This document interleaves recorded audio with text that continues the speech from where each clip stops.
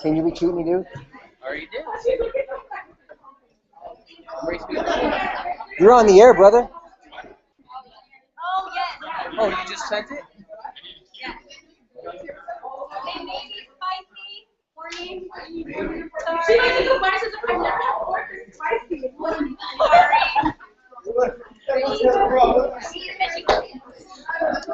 All right, okay, are you guys ready to go? All right. Hey, you guys, when they're presenting, real quick, when they're presenting, try not to make any noise. Generally, when you guys are presenting, hey, listen up, real quick. When they're presenting, try not to talk. Well, who's coughing up? Who's dying back there? Coughing. Sorry. Try to hold it in. Because the video, people can't hear the video. Really, you need to quiet down. Yeah, you forgot the All right, it's all you. Run. You forgot the link. Oh, no, you didn't. You're good. No, you're good. Hi, guys. This is Lisa and this team. Thank you for the great semester we have from the freedom. We gain a lot, and we kind of want to start when we gain this semester. So we will start with these social media artists, which is our team. Ooh. Graduate student from Kuwait. I'm kind of passionate about entrepreneurship and technology. That's why I came here to study. I hope I can transfer this culture back home. This is my other artist. So Katie. I'm Katie. I did a lot of the research for the articles and for our content, and I also was the main person that was handling our Facebook account. That's more info on me. And I'm a graduating senior. Okay. Next. I'm Elliot. I'm a broadcast journalism major here. I'm a fifth-year senior with a minor in French, and I'm hoping to go into broadcasting for sports later on. I'm Jeffrey. I'm a journalism major. Actually, the team editor at Carnegie here on campus. Using social media. Hi guys, I'm Danielle. I took on the role as content manager for Leave, making sure that we met up weekly, we all had content to post, and we stay on top of it. Hi everyone, I'm Janelle, and I was a photographer of the team, and I took over the Instagram and made sure that all the photos most of the photos were squared and good size. And I am junior, and I will be doing stuff for this team. Hi everyone, I'm Liz. I actually started my college career because of the accident that I had with my son. So I had him when I was 15, and one day he said he was stupid, and so I came back and I said, and he said that since I didn't go to school, he didn't have to. So I said that, well, if I go back to school, whatever grade I get, you get, and whatever grade I get, you're going to have to get the equivalent. So here I am, I'm going to graduate the 22nd. Yeah, nice.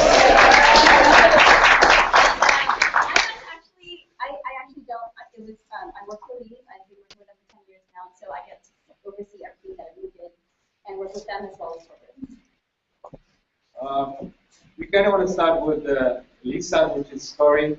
There is some great story behind this one, if you want to talk about it. All right, so you guys all know Lee's is the place that makes the sandwiches you guys are all eating right now. It's right on 6th and Santa Clara. It's been there basically since 1983. Lee started as a food truck that was just parked at that spot, and it was really successful with San Jose State students. They turned it into an actual restaurant. It was a little mom and pop shop for almost 20 years, and it was very, very niche. Only Vietnamese folks used to go there. So in 2001, Tang and Min, two people in the Lee family were going to San Jose State. They were business majors. So 2 months before their graduation, Min, that young guy right there, got into a motorcycle accident and tragically passed away. So before he passed away, he had a concept to modernize and make Lee's more mainstream. So when he passed away, his family unified, got together, bonded over his death, and made his vision come true. So everything that you see at Lee's was kind of his vision. It was his dream, I guess, to expand the family business. So it used to be 2 stores, all mom and pop shops. Now it's a mom and pop franchise. It's 52 Lee's all through California, Arizona, and New Mexico. And what's called, so after 2001, it expanded and it became the Leaves that you guys know today, all because of his vision. So, yeah, so we chose to do Leaves because Liz introduced us. And also, it was a very, Leaves already exist in this the San Jose downtown community, as well as like the FASU community exists within that community as well. So it was an awesome avenue to tap into that community. And because it was a growing franchise in corporation, became something bigger than just a small mom and pop restaurant. Obviously, there's more customers, more of an audience, so to project the Leaves message, you need a bigger voice with social media, as we've learned, is that projection. So yeah. This is kind of pages that we have on our social media. You want Daniel to talk about our social media channels or Katie? So these were our most popular posts throughout all of our different platforms that we have. And like the last person said, same with us, our most popular topic was sports related, and it was the Sharks. And we wanted to really use the Sharks because these right down the street, the Shark Tanks, we wanted the Sharks to know. They could just go there and get sandwich before or after, and it was that easy. So we were really excited that they grew up as they did. The Facebook post got almost a little under 400 views, and it got about 20 likes.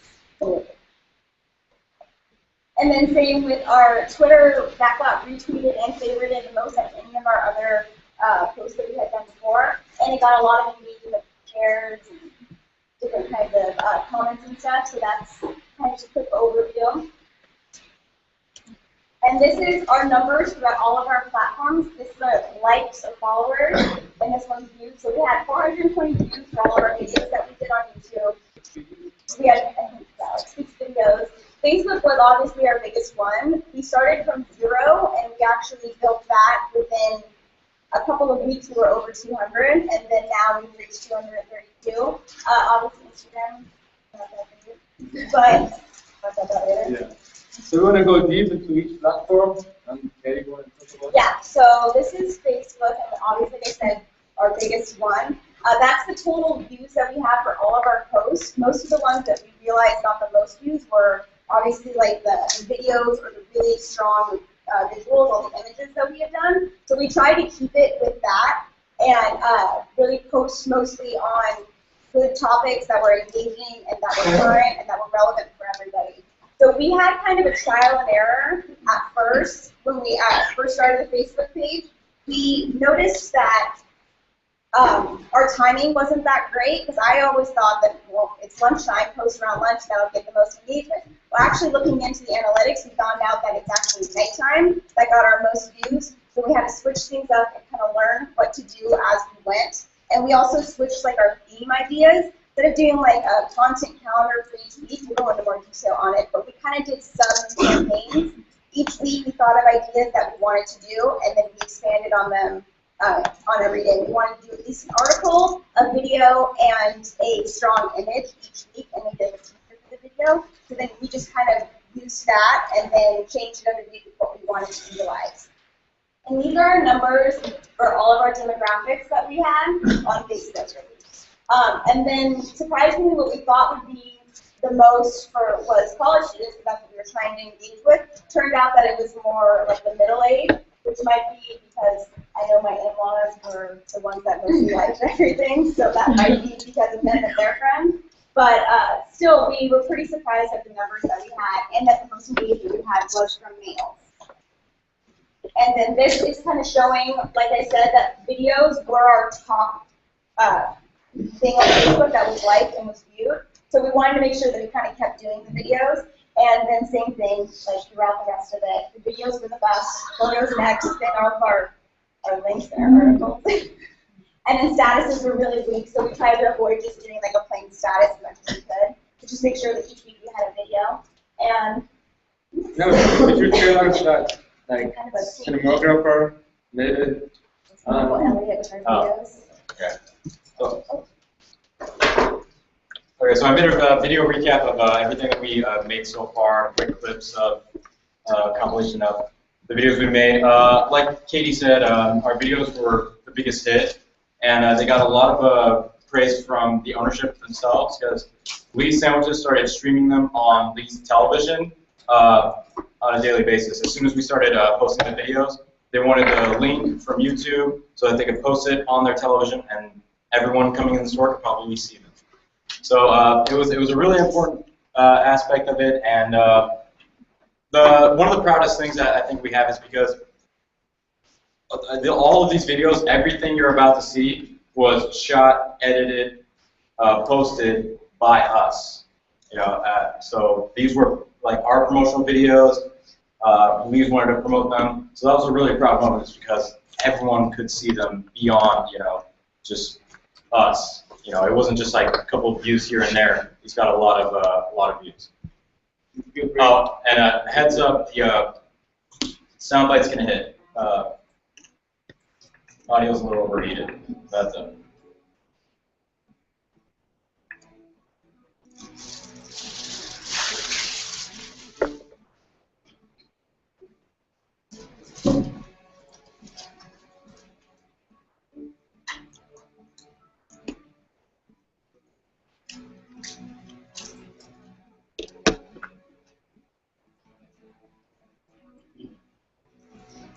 Nice background music.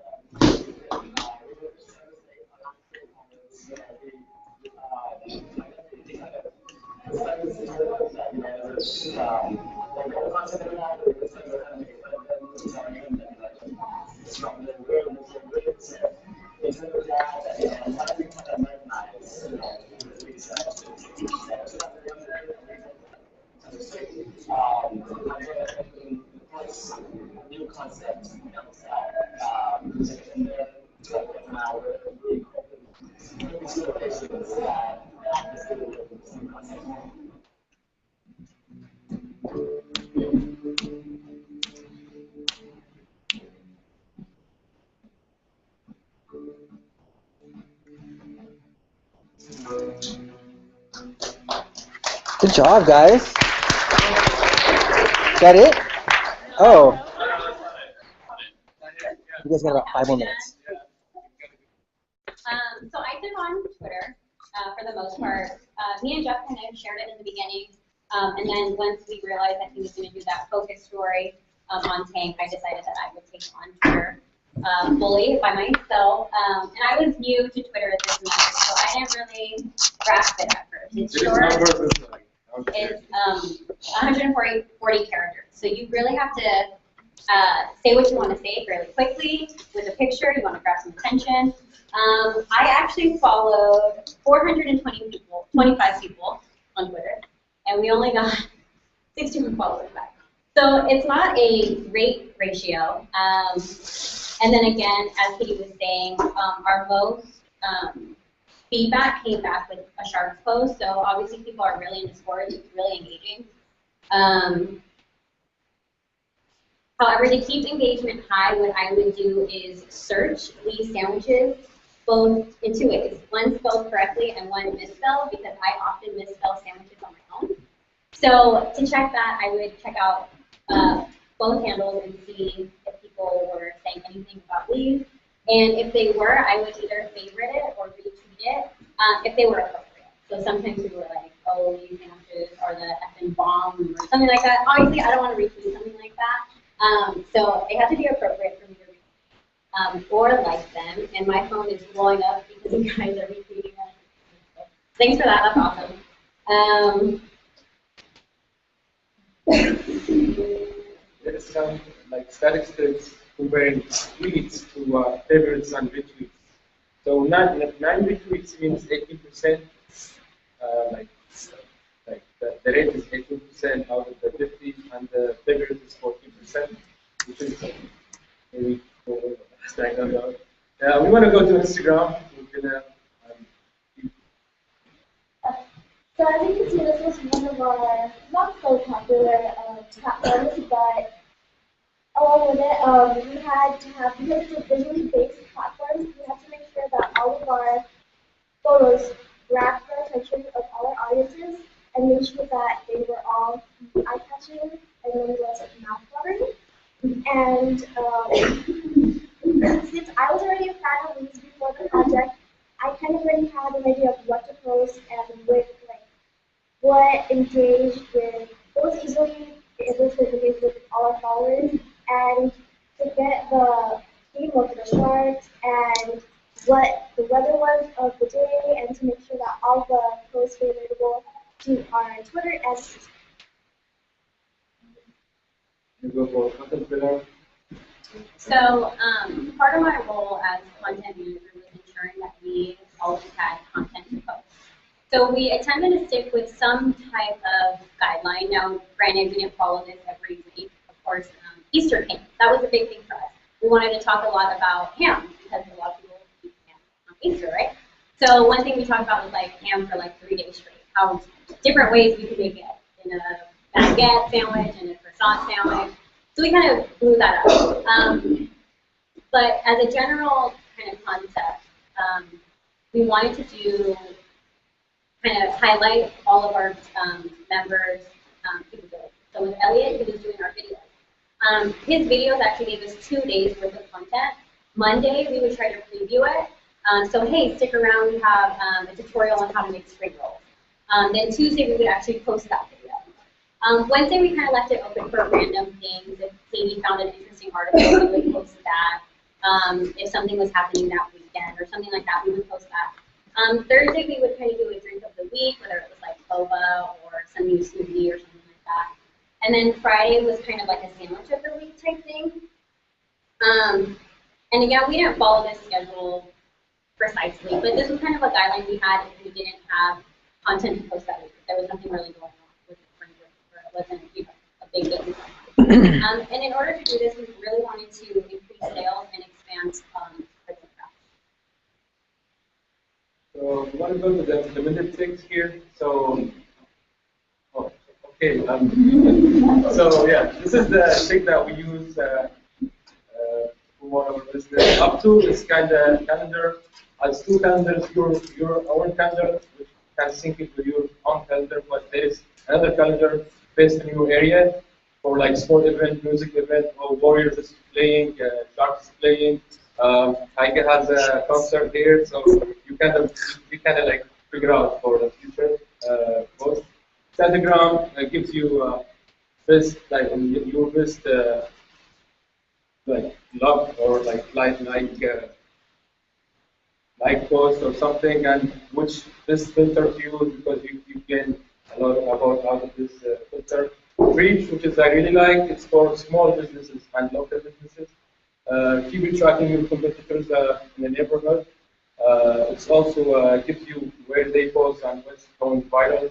So we kind of out of this I figure out that we have like 3 competitors, Ike, Subway, and Logos. Ike's really playing in a sports track, giving tickets away for Giants and Warriors and all this stuff. Subway, more likely promoted healthy living and all this stuff. Logos, I haven't seen anything, and all of these stores are like local that I find. So we kind of figured out for these, it's more likely to be not just Vietnamese restaurants, it's like sandwiches, and we want to go more for college students because we are locally in San Jose State. We want to also promote the French part of the East, like French inspired about the baguette pastries. So that's our our planning. Now we kind of go for the future planning. Okay, so first of all, thank you, Trudeau and Matt, for all the inspiration, and all you guys too. Every single week we were looking at all of you guys' posts this week, we learned something from it. So because of this, Lee Sandwich, we talked to the owner, and he wants to use social media services to gain social media analytics. He is excited to be socially to improve corporate reputation. He wants to start an advocacy program which will help spread the word and prevent communication crisis for the future. Contribute to the society through public social responsibility program.